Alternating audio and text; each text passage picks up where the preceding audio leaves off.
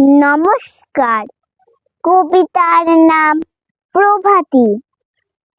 কবি কাজী নজরুল ইসলাম। ভোর হলো দোর খোলো, খুকু মনে ওঠো রে, ওই ডাকে জুই সাক্ষী, ফুল খুকি ছোট রে।